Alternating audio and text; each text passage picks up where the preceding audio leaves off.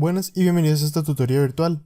En este video vamos a hacer un repaso para el examen en los temas de esfuerzos en vigas. El problema que se nos da es que dada una persona que se sube en esta viga y comienza a caminar hacia la izquierda, hacia la derecha, ¿cuál será el punto hasta el que puede caminar antes de que la viga falle? Para ello nos dan los datos del problema, que sería el peso de la persona, el esfuerzo máximo por flexión que puede soportar las tablas de madera y la fuerza que puede soportar los tornillos antes de que fallen por cortante. Y además nos dicen que cada par de 4 tornillos están espaciados por 5 pulgadas a lo largo de toda la viga. Vamos a plantear un esquema de solución general para este tipo de problemas que funciona si uno no conoce el peso de la persona. Normalmente se empieza analizando la estática de la viga para así encontrar cuáles son las reacciones. Luego se realizan los diagramas de momento flector y fuerza cortante, que son realmente bastante importantes de siempre hacer. Luego se analiza el área transversal de la viga para poder así ver cuáles son los momentos de inercia y finalmente poder calcular los esfuerzos a los que está sometido. Esto sería en un caso normal donde no se conoce este peso W. Pero como ya nosotros conocemos este peso W y es un peso que se va moviendo a lo largo de la barra, vamos a adoptar otro esquema de solución.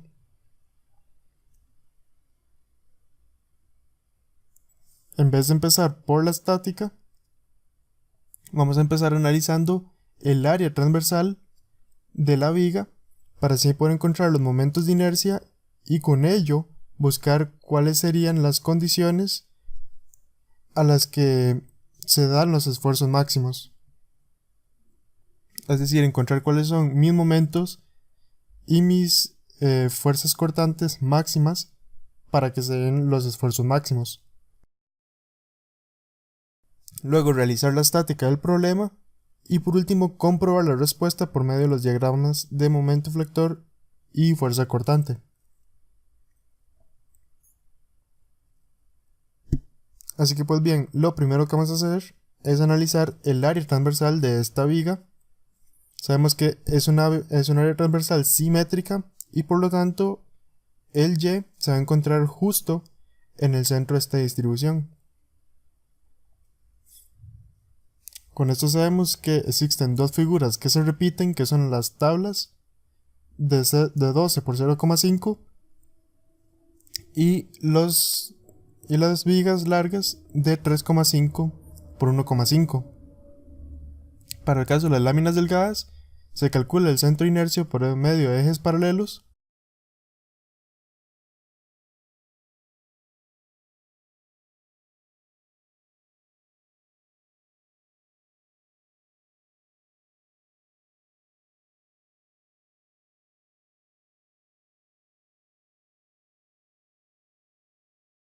Con esto nos da una inercia 1 de 6,125 pulgadas a la 4. Y es la misma inercia que tienen la lámina de arriba y la lámina de abajo.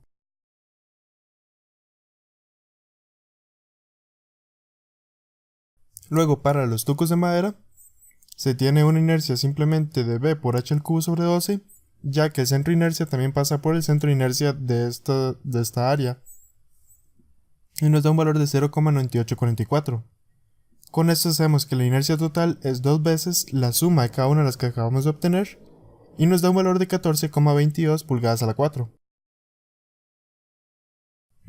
Luego para los tornillos sabemos que el Q pues viene relacionado a la fuerza permisible de cada uno de los tornillos.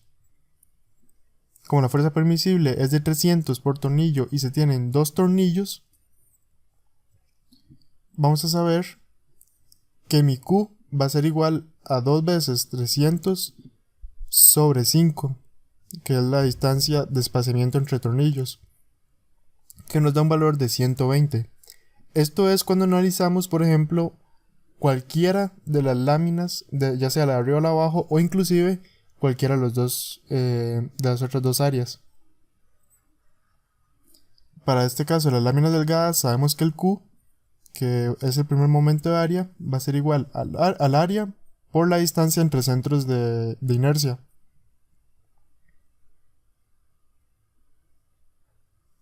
Con esto nos da un valor de 6 pulgadas cúbicas.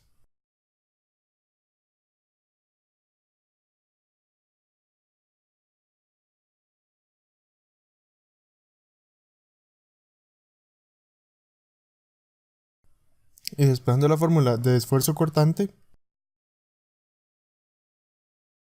sabemos que entonces que la fuerza V máxima, es decir, mi fuerza cortante máxima, va a ser igual a mi Q por momento de inercia sobre el primer momento de área, y nos da un valor de 284,4 libras. Y luego simplemente para mi esfuerzo flector, sabemos que por flexión se rige por la fórmula de M por C sobre I. Tomamos para el caso máximo, que es una distancia de 1,25 pulgadas, y despejando nos da que el momento máximo sería igual a 850 psi por la inercia 14,22 entre 1,25. Nos da un valor de 9669,6 libras por pulgada. Y ahora sí, vamos a analizar los casos donde sea donde sea la fuerza cortante máxima y mi momento máximo en los diagramas.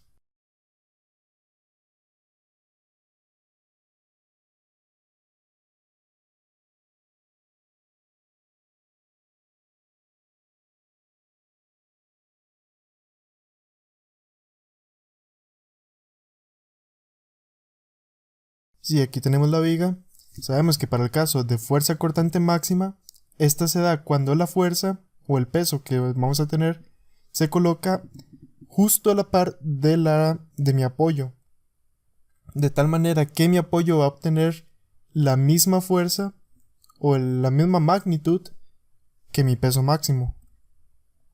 Pero como sabemos que los tornillos aguantan una fuerza cortante máxima de 284,4 y mi peso máximo es 280, significa que la barra nunca va a fallar por esfuerzo cortante. Es decir, la viga no va a fallar, inclusive si la persona se colocara justo a la par de los soportes. Falta analizar si la viga va a fallar porque se exceda un esfuerzo por flexión máximo. Para ello sabemos que si tenemos la barra y un peso W, va a existir una distancia X a la cual este peso me ejerce una componente máxima de momento en mi diagrama de momento flector. Vamos a suponer una reacción A y una reacción B y una distancia X que se mide a partir de mi punto en A. Y ahora sí, vamos a realizar estática para poder encontrar cuáles son las magnitudes de mi reacción en A y mi reacción en B. Sabemos que por sumatoria de fuerzas la suma de estas dos reacciones es igual al peso, y por sumatoria de momentos en A podemos encontrar una relación directa entre la reacción en B y mi peso. Nada más aquí quiero aclarar que estos 12 unidades de longitud están dadas en pies, y esto va a ser importante una vez que tratemos de despejar el momento máximo. Más adelante veremos por qué. De sumatoria de momentos en A, despejamos, vamos a decir que la reacción en B por una distancia L, la vamos a llevar de manera algebraica, va a ser igual a mi peso por X.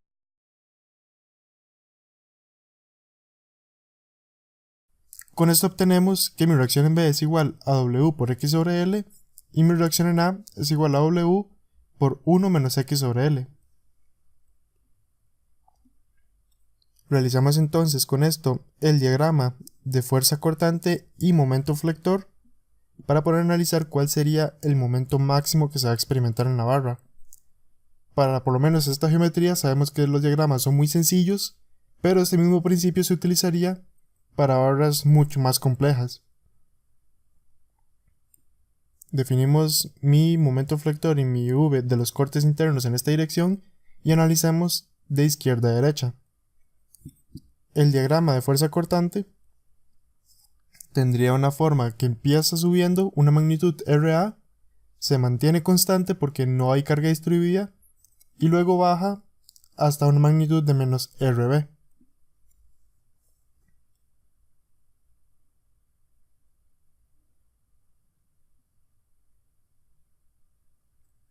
Esto, repito, se puede hacer porque es un diagrama muy sencillo, solo existen dos fuerzas y el diagrama es bastante evidente.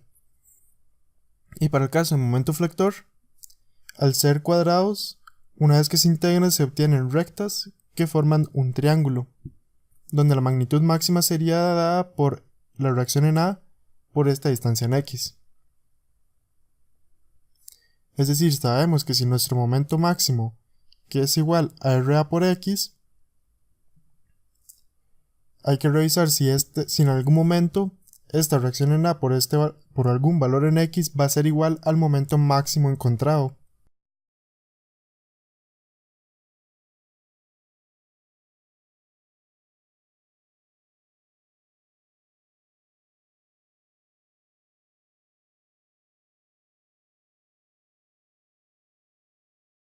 Sabemos que si en algún momento este momento máximo lo excede, la barra va a fallar.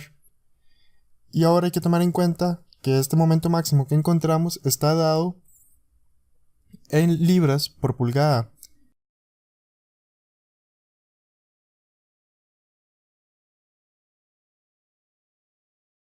Sin embargo, como X y L están dados en pies, vamos a pasar este momento a libras por pie para así poder trabajar con las unidades de X y L tal como se nos presenta en el diagrama.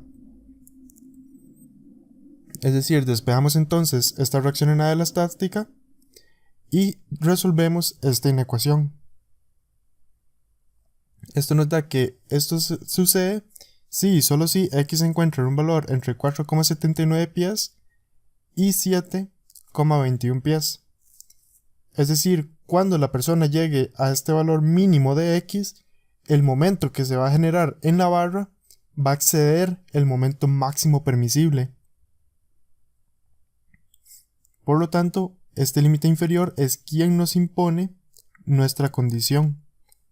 Es decir, la persona puede caminar hasta una distancia de 4,79 pies a partir del punto A. Con esto terminaría el problema, espero que les haya sido de mucho provecho. Muchas gracias.